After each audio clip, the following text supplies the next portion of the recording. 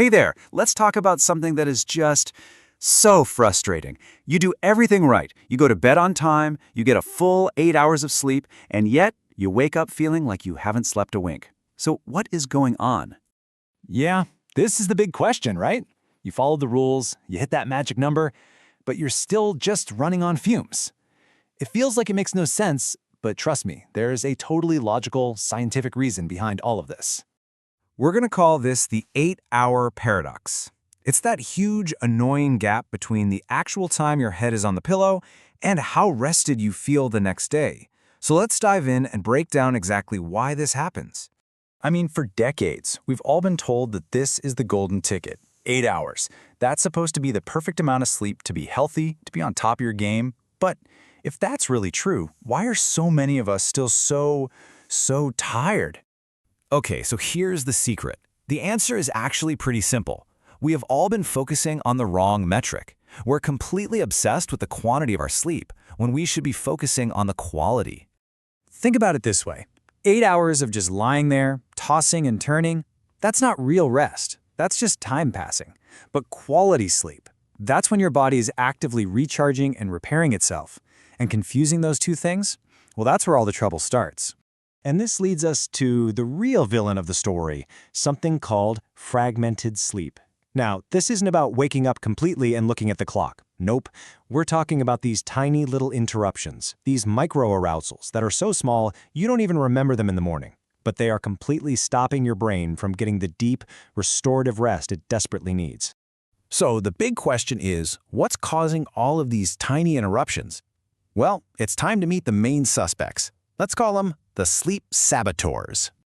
So what is it? What's chopping our sleep up into these useless little pieces? Well, the thing is, in our modern world, the two biggest culprits are pretty much everywhere. All right, culprit number one, stress. Yep, good old stress. When you're stressed out, your body's just pumping out cortisol, and that puts your brain into this state of hyperarousal. It basically means that even when you're technically asleep, a part of your brain is still on high alert, like a night watchman who just refuses to go home. And that stops you from ever sinking into those really deep, restful stages of sleep. And our second saboteur, you probably guessed it, blue light. That light from your phone, your tablet, your computer screen, it's literally tricking your brain into thinking the sun is still up. And when that happens, your brain stops making melatonin. And that's the hormone that's supposed to tell your body, hey, it's time to wind down. So it gets way harder to fall asleep and even harder to stay asleep. Okay, so to really get why this is such a big deal, we need to look at what's supposed to be happening on a good night. What does it look like when your brain actually gets to go into restore mode? And this is a really key point. Sleep isn't just an off switch for your brain. It's an active process.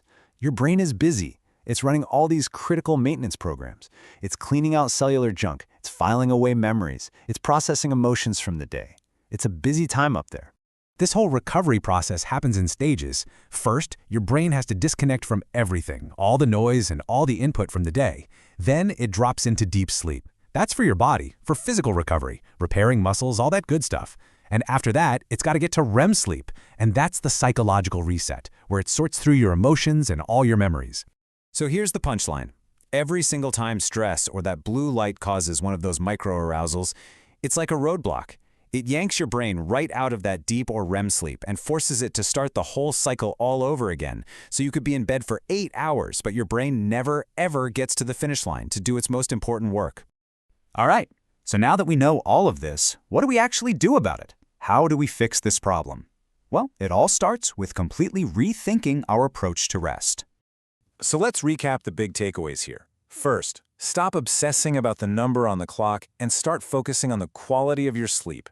Second, you got to deal with those sleep saboteurs. Find ways to manage your stress, and yeah, put the phone away before bed. And finally, just remember, the whole goal here is to give your brain an uninterrupted runaway so it can complete its full restoration cycle. That's how you actually recharge. Look, if you remember just one thing from all of this, let it be this: quality trumps quantity. Every single time. Seriously, 6 hours of solid, deep, uninterrupted sleep is 1,000,000 times more restorative than 8 hours of fragmented, restless sleep. So I'll leave you with this one question to think about. Be really honest with yourself. What is really disrupting your sleep? Because finding that answer, that is the real first step to finally waking up and feeling rested.